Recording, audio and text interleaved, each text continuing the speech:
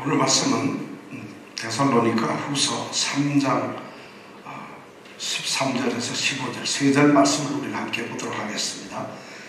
같이 한 목소리로 오늘 말씀을 우리가 읽도록 하겠습니다. 형제들아, 너희는 선을 행하다가 낙심치 말라. 누가 이 편지에 한 우리 말을 순종치 아니하거든 그 사람을 지목하여 사귀지 말고 저로 하여금 부끄럽게 하라. 그러나 원수와 같이 생각지 말고 형제같이 권하라. 데살로니가 후서 3장에서 바울 사도가 교회를 향해서 하는 말씀이 굉장히 아주 의미심장합니다. 내가 너희를 사랑한다, 내가 너희를 지키겠다, 내가 너희를 세우겠다 하는 이런 말씀이 아니라 교회에 일어나는 어떤 위협적인 요인에 대해서 담대한 가르침을 우리에게 전해주고 있습니다. 바울이 데살로니가 교회를 향해서 말하는 교회를 위협하는 3가지 요인이 있다는 것을 우리에게 이미 가르쳤습니다. 첫 번째가 뭐냐면 예수를 믿는다는 사실 때문에 그들을 박해하는 외부 세력들입니다. 교회는 핍박을 받고 박해를 받으면서 교회는 성장되고 더 바르게 세워져 갑니다. 첫 번째 교회를 위협하는 것이 외부적 박해입니다. 그 다음에 교회를 위협하는 두 번째 위협 요인이 뭐냐면 바울사도가 얘기하기로는 거짓 가르침이라는 것입니다. 이단적 사상이고 잘못된 사상이 교회 안에서 있다는 것이죠. 특히 데살로니가 교회는 잘못된 종말 신앙을 가짐으로 말미암아 그들이 이미 주님께서 이 땅에 오셨다, 주님께서 바로 곧 오실 거라는 잘못된 신앙 때문에 그들의 삶이 질서에서 어긋나고 그들의 신앙이 흐트러지는 그런 모습이 드러났습니다. 교회를 위협하는 두 번째 요인은 바로 이 이단적인 잘못 가르침입니다. 이것들은 교회가 단결하고 말씀 안에 굳게 세워주면 이길 수가 있는데 바울 사도는 세 번째 또한 중요한 위협 요인을 우리에게 말해주고 있습니다. 데살로니가 교회의 세 번째 위협은 뭐였느냐 하면 바로 공동체 안에 있는 성도들의 문제였습니다. 그것을 바울 사도는 이렇게 표현합니다. 너희 가운데서 규모 없이 행하고 우리가 말한 유전대로 따라하지 그대로 살지 않는 사람들이 있다는 것입니다. 이 말씀을 우리가 쉽게 얘기하면 이렇게 됩니다. 교회 구성원들 가운데서 성도의 본분과 신분에 맞지 않게 규모 없이 사는 사람들이 있다는 것이죠. 교회의 규범을 지키지 아니하거나 하나님의 말씀에 따라서 올바르게 살아야 할 성도의 모습을 망각한 채, 아니 이 세상의 한 인간으로서 온전히 하나님의 규례대로 살아야 할 그러한 삶의 그런 길에서 벗어난 사람들이 있다는 것이죠. 규모 없이 사는 사람들을 그렇게 말했어요. 그 다음에 또 어떤 사람들이 있냐면 우리가 전한 이 유전대로 말씀대로 순종하며 살지 않는 사람, 말씀을 삶의 기준과 표준으로 삼고 말씀에서 하신 그 말씀을 순종하며 따라서 생활하지 않는 말씀에서 벗어난 사람들, 이 두 사람들이 바로 교회의 세 번째 위협 요인이었습니다. 멋대로 신분을 버리고 자기 본분을 버리고 성도처럼 살지 않는 사람, 그리고 말씀을 무시하고 말씀을 거역하는 사람들, 이런 사람들이 세 번째 교회를 흔들고 있었다는 거죠. 그래서 바로 그런 사람들을 향해서 바울 사도는 이 3장 우리가 지난주에 생각했던 것이 뭐냐, 이것 너희들이 그렇게 살아는 안 되는데 내가 너희들에게 명령을 주겠다. 이 명령은 바로 우리 주 예수 그리스도의 이름으로 너희에게 명령을 주겠다는 것입니다. 이건 개인적이 아니라 하나님께서도 예수님께서도 교회 머리대 주님께서도 이것을 너희에게 하는 말씀이다. 명령을 주시는 거다. 그러면서 바울 사도는 자신이 데살로니가 교회에 있을 때에 그들에게 모범을 보여서 주야로 일하며 수고하고 힘써서 정말 일하는, 그래서 자기 자신의 본분을 다하는 그런 모습을 보임으로써 마땅히 사역자로 받아야 될 그런 대우를 스스로 거부하고 포기하고 아무 사람들에게도 누를 끼치지 않으려고 살았다는 이것을 또한 증거를 했습니다. 그러면서 또 뭐라고 얘기를 했냐면 내가 너희들하고 있을 때 또 직접적으로 성도들은 어떻게 성도의 삶을 살아야 하는가를 가르쳤다는 것이에요. 그 가르친 대표적인 말이 뭡니까? 누구든지 일하기 싫어하거든 먹지도 말게 하라. 이런 것을 가르쳤다는 것이에요. 바로 이런 가르침을 통해서 예수 그리스도의 명령으로 그리고 본을 보이고 가르치기까지 했는데도 규모 없이 행하고 유전을 따라서 순종하지 않는 교회 암적 교인들이, 교회 참 아프게 하는 사람들이 있었다는 것이죠. 그래서 그들을 향해서 바울 사도는 데살로니가 후서 3장 12절에 아주 너희놈들 나가서 죽어라. 너희들은 이 세상에서 끝이다. 이렇게 말하지 아니하고 그들을 향해서 뭐라고 얘기하냐면 종용이 일하여 너희 양식을 스스로 자기 양식을 먹도록 해라. 빈둥거리고 그렇게 나태한 삶을 살지 말고 제대로 살아서 남에게 신세지지 말고 공동체 안에서 누가 되는 그런 삶을 살지 말라고 권유를 했습니다. 이것이 바로 규모 없이 행하면서 유전을 지키지 않는 사람들에 대한 바울 사도의 명령이었습니다. 아니 그리스도 예수의 명령이었습니다. 이제는 시선을 돌려가지고 규모 없이 행하는 말씀을 순종하지 않은 그런 사람에서 어떤 사람을 올리냐, 교회 안에는 그런 사람이 있는 것이 아닙니다. 그런 사람은 아주 극소수, 적은 분입니다. 그런데 대다수의 신실하고 경건한 성도들이 있습니다. 그러면 교회 안에서 이렇게 규모 없는 사람도 있지만 신실하고 경건한 성도들에게는 무슨 명령을 주실까요? 성경은 이제 시야를 바꿔서 우리 안에 있는 신실한 성도들을 향해서 명령을 합니다. 그 명령의 첫 번째가 바로 13절에 나오는 말씀입니다. 형제들아, 너희는 선을 행하다가 낙심치 말라. 이 말씀이 바로 우리 성도들에게 준 어쩌면 가장 핵심적이고 중요한 명령입니다. 성도들에게 오늘 이렇게 너희는 기도 많이 해라.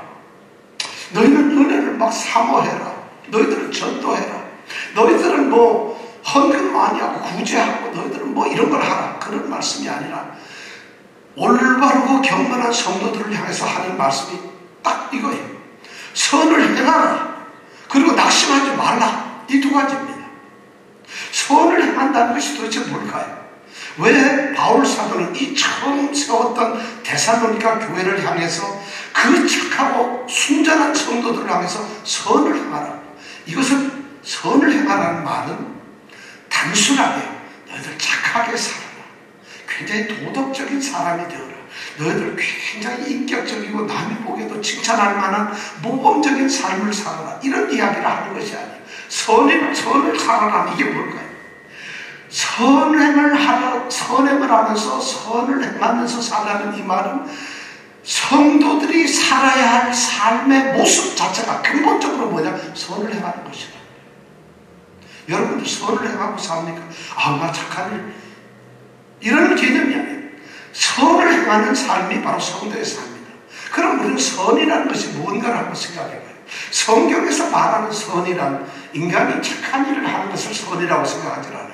물론 인간으로서 살아가는 도덕적이고 윤리적이면서 그 다음에 한 인간이 지켜야 될 인간다운 상식적인 건전한 삶을 살아가는 것, 그것이 바로 선은 맞습니다. 그건 인간적인 삶에서의 그런데 성경이 말하는 선은 바로 하나님의 뜻입니다. 왜냐하면 선이라는 것 자체가 바로 그 자체로서 온전하신 하나님의 모습이기 때문에 그렇습니다. 그러니까 선을 행하라 이 말은 하나님 뜻에 맞게 하나님을 닮아서 하나님처럼 행하라는 것입니다.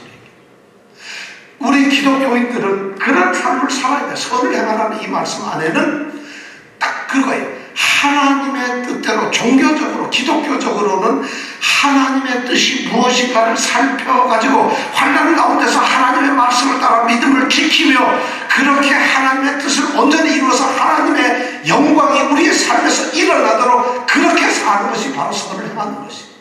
그것이 우리가 신앙적인 면이라면 인간적인 면으로서는 바로 도덕적으로 그 하나님의 말씀이 근거가 된 하나님의 말씀이 바닥에서 우리의 기초가 된 그런 도덕성을 가지고 살라는 세상의 도덕이 아니라 세상의 체면적인 것이 아니라 세상의 어떤 가치가 아니라 하나님의 뜻이 가치가 되는 도덕적인 삶을 사는 것이 이것이 바로 선을 행한다는 의미예요. 그러니까 우리 성도들은 그런 거예요. 우리 삶의 전체적으로 우리 성도들은 바로 그런 삶을 살아가는 것입니다. 저는 데살로니가 후서에 이런 말씀을 하는 것을 보면서 바울 사도가 복음을 전했을 때에 복음을 받아들인 성도들에게 그가 간절히 원했던 것, 하나님이 정말 원했던 것은 바로 성도들이 성도답게 되는 것이라는 것이었어요. 오늘날 우리는 교회가 성도들이 이런 것을 잃어버려서 정말 성도답게 살아가는 이런 말을 전하지는 않는 것이에요. 어떤 종교적인 의의나 가치나 종교적인 어떤 교리를 가르치거나 아니면 교회 자체에 어떤 세상적인 어떤 기준을 세워놓고 그런 것을 교회에 가르치고 명령하고 그런 것을 지키도록 하는 것이었다는 것이 오늘날의 교회의 모습입니다. 그러나 바울 사도는 그 데살로니가 교회에서 분명히 얘기합니다. 이 명령하는 것이 얼마나 중요한지 몰라요. 그 교회를 힘들게 하는 것은 재정적인 것이거나 사람이 적거나 건물이 없거나 모이는 것이 힘들거나 이런 것이 아니라 핍박과 거짓 이단의 가르침, 그리고 무엇보다도 성도들이 성도답지 않은 것이라는 거죠. 그것을 우리에게 말해주고서 우리에게 뭐라 하냐면 바로 신실하고 경건한 성도들은 선한 삶을 사는 것이라는 거죠. 그런데 선한 삶을 살면서 바울 사도는 거기에다 또 덧붙여서 낙심하지 말라고 우리에게 얘기합니다. 성경이 우리에게 얘기하는 것은 선을 행하다가 낙심치 말라. 선은 행해야 될 우리의 삶의 본분인데 이런 선을 행하다가 선 때문에 선을 행하면서 낙심을 해서는 또 안 된다는 것이에요. 낙심이라는 단어의 원래적인 이 문자적인 의미는 우리가 좀 실망해서 이런 것이 아닙니다. 용기를 잃어버리는 것이에요. 선한 삶을 살아가는데 용기를 잃어버리는, 아니면 선한 삶을 사는데 비겁해지고 타협을 하는 것이에요.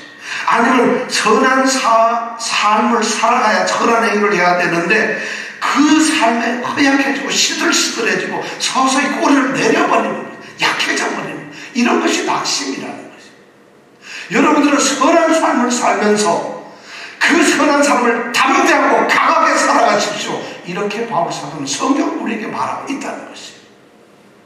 사실 믿음 삶을 살게 되면, 믿음의 삶을 살아가게 되면은 처음 우리가 첫사랑을 받고 하나님의 은혜, 그리스도의 은혜의 체험에 빠질 때에는 엄청난 열정과 뜨거움을 가지고 살지만 믿음의 삶이 우리의 평생에 영원한 삶이 되어버리면은 우리는 한순간 거기에서 나약해지기도 하고 게을러지기도 하고 잘못됩니다. 소위 말해서 규모 없는 사람이 될 수가 있다는 것이죠.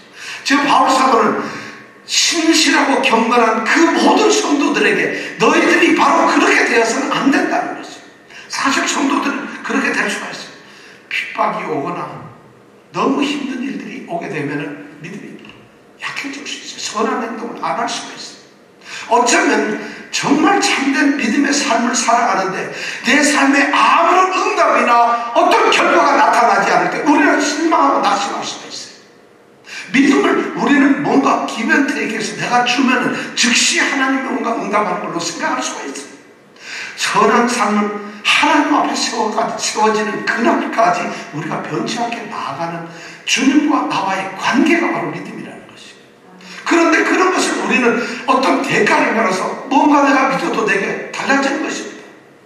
내게 아무런 응답이 없다. 믿음이 믿어서 무슨 이익이 있고 믿어서 내게 무슨 유익이 있나, 이렇게 낙심하지 말고 중간에 허약해지지 말라는 거예요. 또 어떠면 이런 것도 있어요. 교회 안에서 열심히 올바르게 신앙의 삶을 사는데 규모 없이, 그리고 유전을 말씀을 순종하지 않냐고 멋대로 사는 사람들이 더 잘 되는 것 같고 그들이 더 보기 좋은 것 같고 그들이 더 뻔뻔스럽게 살아가는 것이, 그것이 상처가 되고 힘들어질 수도 있다는 것이. 그래서 바울 사도는 오늘 우리에게 말합니다. 여러분 선하게 사십시오. 그러나 그 선하게 사는 데서 물러서지 마십시오. 어떠한 환경에 있었든지 선하게 사는 것이 바로 여러분들의 몫입니다. 여러분들이 그렇게 살아야 됩니다. 이 얘기를 바로 13절에서 우리에게 해주고 있습니다. 그러면서 14절 15절에 넘어가서는 매우 중요한 얘기를 하죠. 자, 그렇다면은 이렇게 경건하고 신실하게 사는 우리 성도들이 규모 없이 살아가고 하나님의 말씀에 순종하지 않고 살아가는 사람들에 대해서는 어떻게 행동해야 될 것이냐, 그들과 어떻게 관계를 가지면서 살아야 할 것이냐 하는 것을 14절, 15절에 우리에게 말씀을 해주고 있어요. 무척 중요한 말씀이죠. 사실이 현실적인 말씀이죠. 어쩌면 이게 교회 안에서의 치리, 징계라는 측면이죠. 너무 중요합니다. 징계, 치리가 필요하다는 것이에요. 이 말은 뭐냐면 잘못된 것을 그대로 보지 말라는 것이에요. 잘못된 것이 있으면 그것을 용인하지 말라는 것이에요. 잘못된 것이 있으면 그것을 갖다가 그냥 외면하지만 말라는 것이에요. 오늘 말씀해 보니까 그렇게 되어 있습니다. 누가 이 편지한 우리 말을 순종치 아니하거든. 하나님의 말씀, 우리가 한 이 말이 뭐예요? 이 편지에서 쓴 말이 뭐예요? 이 데살로니가 후서라는 편지, 이것이 뭐예요? 하나님의 말씀 아닙니까? 하나님의 말씀을 만약에 듣고서 순종치 아니하는 사람이 있으면 어떻게 해야 되느냐? 규모 없이 사는 사람을 어떻게 해야 되느냐? 바울 사도는 중요한 두 가지를 이야기하고 있어요. 세 가지를 얘기하는 거예요. 첫 번째는 그 사람을 지목하라는 거예요. 여러분, 지목하라는 건 손가락으로 이렇게 가르치라는 거예요. 우리 뜻은 그런데 이 원어에 보면 그런 사람들한테 표식을 하라는 것이에요. 우리가 학교 다닐 때, 이 중고등학교 때 꼴보기 싫은 애 있으면 몰래 등에다가 이렇게 몰래 써붙였는지 뭐라고 써붙이냐, 이 사람은 세상에서 제일 잘난 사람이야 이렇게 써붙이니까 뭐라고 전혀 막 써놓지. 그럼 얘는 붙은 줄도 모르고 돌아다니잖아요. 그러면서 막 붙잖아요. 바로 이 지목하라는 게 그렇게 하는 거예요. 교회 안에서 규모 없이 행하고 말씀을 따라서 살지 않는, 말씀에서 벗어난, 정도에서 벗어난 사람들이 있거든. 먼저 그 사람에게 표시를 하는 거예요. 이 말은 우리가 그때서 그 사람에게 무슨 딱지를 붙이거나 주홍 글씨로 너는 X다 이렇게 붙일 수 없잖아요. 구별을 하라는 거죠. 교회 안에서 구별을 해야 됩니다. 그 사람들은 아예 좋은 게 좋다고 가르치는 게 아니라 이게 너무 중요해. 구별을 해버리라는 것이에요. 아유, 목사님 어떻게 교회 안 나오면, 오늘날 그것이 문제라는 거예요. 교회 안 나오는 일은 교회 나오고 안 나오는 것이 중요한 것이 아니잖아요. 그 사람을 살리느냐 안 살리느냐, 교회가 온전하게 세워지느냐가 중요하기 때문에 우리는 지금 많은 것이 정말 이 본질 진리에서 벗어나고 있어요. 그러니까 그 사람을 갖다가 반드시 구별하라는 거죠. 그 다음에 뭐라고 해요? 그 사람을 지목하여 뭐라고 하죠? 그 다음에 지목을 한다면 뭐예요? 사귀지 말라. 사귀지 말라. 이 사귀지 말라는 단어가 성경 이 전체에서 딱 여기에만 나오는 특별한 단어를 바울 사도는 썼어요. 사귀지 말라. 이 사귀지 말라는 단어는 세 가지 단어가 합쳐진 거예요. 함께라는 단어하고 너희들 가운데라는 단어 하나고 그 다음에 섞이다 하는 이 단어가 섞여져 있어요. 함께 너희 가운데 섞이지 말라는 것이에요.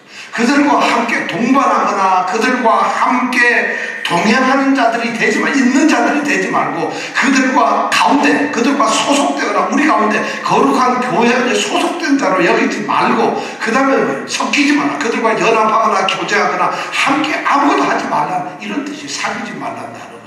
그러니까 엄청난 얘기를 하는 것이죠. 그런 사람들을 구별해놓고 교회 안에서 사귀지 말라는 것이죠. 그러면서 15절에 보니까 그렇게 하되 무슨 얘기를 하느냐? 그렇지만 그 사람들을 원수와 같이 생각지 말고 형제같이 권하라는 것이에요. 잘못됐다는. 그렇게 놓고 그들을 배척해버리고 제거하는 것이 아니라 원수처럼 생각하고 대적하는 자처럼 생각하는 것이 아니라 그들을 형제같이 권하라는 것이에요.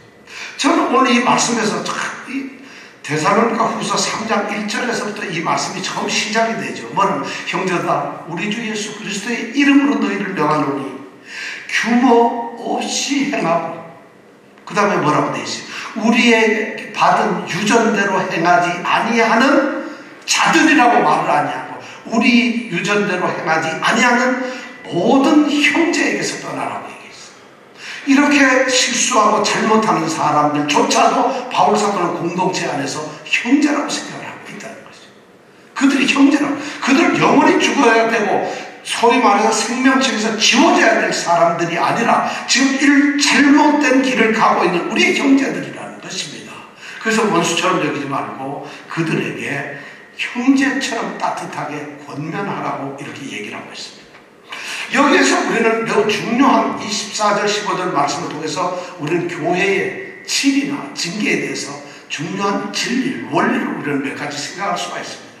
교회에서 계속해서 이미 가르치고 말하고 권고하고 권계하고 다 했는데도 끊임없이 말씀과 성도의 본분에서 벗어나는 불순종하는 자들을 교회는 어떻게 다루어야 할까? 교회 구성원 중에서 어떤 구성원들이 만약 심각한 이탈 행위를 한다면 그들을 어떻게 다루어야 할까? 여기에 대해서 오늘 우리는 몇 가지 진리를 여기서 뽑아낼 수가 있을 것 같습니다. 첫 번째가 뭐냐면 누구를 징계할까? 그런 사람들이 도대체 누구냐? 징계의 대상을 분명하게 정해야 된다는 것이.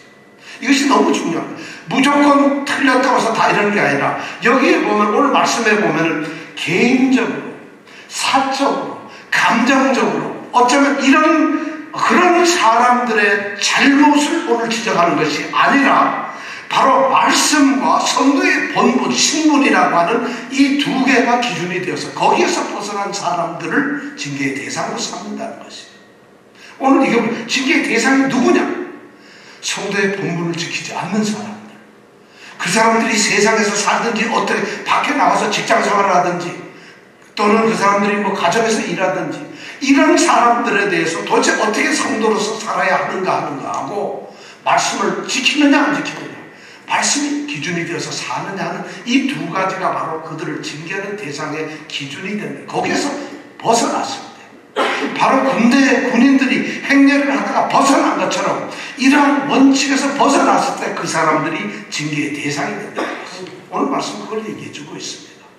근데 오늘날에도 징계가 많이 이루어집니다. 교회마다 보면 교회의 징계는 이런 기준이 아니라 꼭 딱 한 군데서 일어나요. 무슨 싸웠을 때 징계가 나요. 교회 지도자들이 목사님이나 당회나 이쪽하고 그 다음에 일부 특히 집사님들과 장로님 이렇게 해서 싸움이 일어났을 때 징계는 목사님이 징계받는 건 쫓겨나는 거고 성도들이 징계받는 건 이것도 또 쫓겨나는 거예요. 그런데 일방적으로 교회가 징계를 하고 있는데 이 성경 말씀을 그 목사님들은 또 교회는 읽어보지 않았을까요? 징계 대상은 개인적인 감정, 나의 꼬투리를 잡거나 내가 하는 목회 방침을 반대하거나 내가 원하는 길로 가지 않거나 나를 기분 나쁘게 하거나 또는 우리 사모를 뭐라 그러거나 우리 애들을 뭐라 그러거나 아니면 우리 교회에 누구를 갖다가 자꾸 반대해서 파당을 짓거나 이런 것이 아니라는 것이죠. 그 사람이 성도의 본분을 벗어났느냐, 그 사람이 말씀의 기준에서 벗어났느냐, 이것이 징계의 대상이 된다는 걸 오늘 분명히 우리에게 얘기해 주고 있어요. 그 다음에 그런 사람들 징계를 어떻게 할 거냐, 방법이 중요합니다. 그 방법이 뭐냐면 6절에 보면 모든 형제에서 떠나라 돼 있어요. 그리고 오늘 14절에 보니까 그 사람을 지목하여 절하여 그들을 사귀지 말라고 돼 있어요. 이 말을 문자적으로 해석을 하면은 그 사람을 공동체에서 쫓아내는 출교하라는 말서부터 어쩌면 좀 친하게 지내지 말고 조금 외면하면서 그 사람을 내버려 두라는 이런 말까지가 전부 포함이 됩니다. 그러니까 징계의 방법은 출교를 할 수도 있고 또는 그 사람을 사귀는 걸 좀 등한시할 수도 있고 이 모든 것이 되는데 그것은 그 상황에 따라서 우리는 이것을 판단할 수가 있을 것입니다. 징계의 방법은 그런 그 사람과의 단절이, 그러니까 뭐냐, 완전히 분리해버리는 출교도 있을 거고 일시적으로 그 사람과들의 관계를 갖다가 조금 끊어내는 이런 일시적 단절도 있을 수가 있다는 거죠. 그 다음에 세 번째 징계의 이제 방법은 그러시면 그럼 징계 책임은 누가 갖느냐? 징계는 교회 목사님이 하느냐, 아니면 총회장님이 하느냐, 아니면 신학교 교수들이 하느냐, 누가 하느냐? 오늘 말씀해 보니까 이 징계의 책임이나 권한은 교회 공동체 구성원들, 성도들 전체에게 있다는 거예요. 오늘 말씀 전체적으로 우리가 너희에게 말한다, 우리가 너희에게 명령한다, 우리가 너희에게, 이 너희라는 말은 그 지금 데살로니가 교회를 지도하는 어떤 감독이나 지도자나 거기에 중심 인물이 아니라 너희라는 말 속에는 데살로니가 교회 공동체 전체 성도를 말합니다. 왜냐하면 교회를 온전히 지켜야 되고 교회가 순수하고 참된 진리 안에서 세워지도록 하는 건 지도자의 목도 아니고 그렇다고 어느 한 개인의 몫이 아니라 성도들 전체의 몫이기 때문에, 그렇기 때문에 성도들이 바로 이 징계를 참여하는 권한을 가지고 있다. 그래서 그들로 하여금 사귀지 말라는 말이 나오는 거예요. 지도자들로 사귀지 말라는 것이 아니라 공동체가 그렇게 하라는 거예요. 건전한 교회는, 그리고 굉장히 진리에 서 있는 공동체는 바로 이런 것을 구별해낼 줄 알아야 된다는 것이에요. 해야 된다는 것이에요. 사랑은 바로 진리가 역사하는, 그리스도 안에서 참된 진리 안에서 사랑하는 그 사랑이 바로 진정한 사랑이라는 것이에요. 자, 그 다음에 징계의 태도가 뭐예요? 징계를 함에 있어서 어떤 태도를 가져야 하느냐? 오늘 말씀 15대를 보니까 원수와 같이 생각하지 말고 형제같이 하라고 되어 있어요. 그 다음에 그 바로 직전에 보면 저로 하여금 부끄럽게 하라는 것이에요. 부끄럽게 하라. 징계는 말이죠, 그들에게 정말 완전히 적으로 삼고서 이렇게 하는 것이 아니라 그들에게 사랑을 표시하는 또 다른 방법이라는 것이죠. 그러니까 온유해야 한다는 것이죠. 이것이 바로, 왜냐하면 그들이 우리와 같은 형제들이기 때문에 그래요. 바울 사도는 끊임없이 그들을 형제라고 부르고 있어요. 그러니까 주님이 사랑한 그 형제를 너희가 미워할 수가 없다. 내가 너희를 사랑하듯이 너희도 사랑을 해야 되는데 주님은 그들을 갖다 징계함에 있어서 온유한 그런 마음으로 징계를 하라고, 이런 태도를 우리가 가르쳐주고 있어요. 그럼 이런 징계의 목적은 뭘까요? 징계의 목적은 절대적으로 적대적인 것이 아닙니다.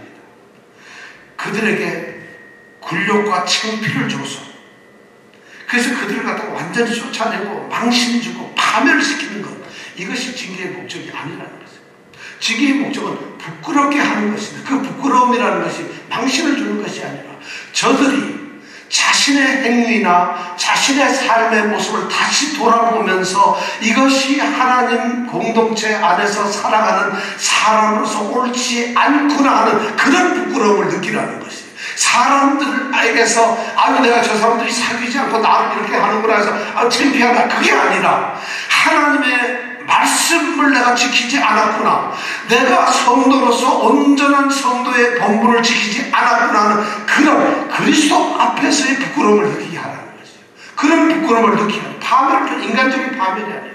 그래서 그들로 하여금 잘못을 깨닫게 하고, 그들로 하여금 회개하게 하고, 그들로 하여금 다시 돌아보게, 자신을 돌아보게 해서 결국에는 그들을 회복시키는 것이에요. 징계의 목적은 그것입니다. 그들을 다시 우리가 서로 사랑하고 정말 뜨겁게 그리스도 안에 사랑을 나눌 수 있는 형제로 받아들이는 것이라. 이것이 바로 오늘 징계의 목적이라고 우리에게 말해주고 있어요. 물론 그렇지 않은 경우도 있습니다. 그러나 데살로니가 후서에서 말하는 징계의 목적은 바로 이런 것이라는 것이죠. 정말 우리는 이런 징계의 어떤 그 상황을 통해서 우리에게 주는 너무 큰 교훈이 있습니다. 교회는 지켜져야 되고, 교회는 순수성을 가져야 되고, 하나됨을 지켜야 돼요. 그리고 교회는 뜨겁게 서로 공동체가 연결된 그런 연합이 있어야 되는데, 그것을 지키기 위해서 바울 사도는 지금 그 데살로니 교회, 핍박을 받아서 힘들고, 정말 제가 보면 성경에 나와 있는 교회 중에서 가장 핍박을 받은 교회가 데살로니가 교회예요. 겨우 바울 사도가 3주 동안 가르쳤던 교회인데, 그런데 유대인들이 얼마나 진독하게 이 박해를 하는지, 바울이 거기서 밤에 도망을 가가지고 베레아에 갔는데 거기까지 쫓아와서 박해를 하는 사람들이 바로 데살로니가에 사는 사람들이, 그런 박해 속에서 바울 사도가 지금 이렇게 얘기하는, 진짜 원하는 것은 3주밖에 그들을 가르치지 못했지만 그들이 그리스도 안에서 말씀에서 온전하게 세워지는 것이 그의 진정한 마음의 목적이었다는 것이. 그러면서 오늘 우리에게 이런 말씀을 들려주고 있어요. 자, 우리는 이 말씀을 통해서 저는 결론적으로 징계의 목적이 무엇인가를 다시 한번 생각하게 합니다. 징계의 목적은 우리는 한편으로는 규모 없이 행하고 말씀을 순종하지 않는 사람을 회복시키는 것이지만, 정말 징계의 목적은 뭐냐? 이들이 아닌 우리 안에 있는 진정한 참된 양들을, 그들을 정말 규모 있게 살아갈 수 있도록 규모 없는 자로부터 보호하고, 그리고 그들이 낙심하지 않고 정말 성도답게 선을 행하며 살아갈 수 있도록 공동체를 지키는 것이 바로 징계라는 것이에요. 여러분, 우리는 정말 그런 일로서 교회 안에서 바르게 사는 사람들을 본받아야 됩니다. 바울 사도는 그런 얘기를 하잖아요. 규모 없는 자들을 외면하는 것보다 더 중요한 것이 뭐냐? 올바르게 모범적으로 사는 성도들, 그들을 본받는 것이고 사도들을 본받는 것이고 말씀을 따라가는 것이라는 것을 우리에게 말씀해 주고 있다는 거죠. 제발 규모 없이 살지 말라는 것을 우리에게 얘기해 주고 있어요. 그래서 우리에게 가장 결론적으로 얘기하는 것이 뭐냐? 우리가 말한 대로 이 데살로니가 후서 3장 1절에서 바울 사도가 선언했죠. 뭐라고 했어요? 3장 1절로 정말로 형제들아, 너희는 우리를 위하여 기도하기를, 너희는 우리를 위해서 기도하기를 주의 말씀이 너희 가운데서와 같이 다름질하여 영광스럽게 되기를 기도하라고 얘기를 하고 있어요. 바울 사도가 이런 징계나 이런 권면을 하는 가장 큰 목적은 뭐냐면 주님의 말씀이 정말 너희 가운데 좀 힘있게 능력있게 다름질해서 너희들 가운데서 영광을 얻게 되는 그런 일이 일어나도록 하라는 것이에요. 너무 중요해요. 주의 말씀 복음이 전파되고 주의 말씀이 정말 교회 안에서 주의 말씀이 참으로 교회 안에서 진리로 올바르게 그 말씀이 다름질해서 힘차게 달려가며 그 말씀이 모든 사람들에게 순종되고 모든 사람들에게 명령되고 모든 사람들이 그대로 살아가는 영광스러운 순간이 될 수 있도록 주의 말씀을 그렇게 지켜가는 것이죠. 이것이 바로 바울 사도가 이 데살로니가 후서 마지막에 교회를 향해서 부탁하는 말씀이라는 것이죠. 저는 이 말씀을 보면서 우리 교회가 말씀으로 세워지는 교회들아 되기를 정말 원합니다. 정말 주의 말씀이 달리는 선수처럼 너무 힘차게 뻗어나가. 그리고 그 말씀이 뻗어만 나가는 것이 아니라 부딪히는 곳에서 순종함으로 하나님의 놀라운 영광이 일어나는 이런 주의 말씀의 영광스러운 교회가 되기를 원합니다. 우리 성도들이 그렇게 되기를 원합니다. 팬데믹 시대에 가장 중요한 것은 교회가 줄어들까봐, 렌트비를 못 내서 재정이 부족해서 교인들은 안 나올까봐, 교인 그것이 아니라 이것 때문에 주의 말씀이 영광스럽게 되지 않을까. 이것이 더 문제였다는 것이에요. 저는 이 말씀으로 우리 교회가 그렇게 세워지기를 간절히 원합니다. 우리 모두 성도들 주의 말씀 가운데 살기를 원합니다. 자, 함께 기도하겠습니다.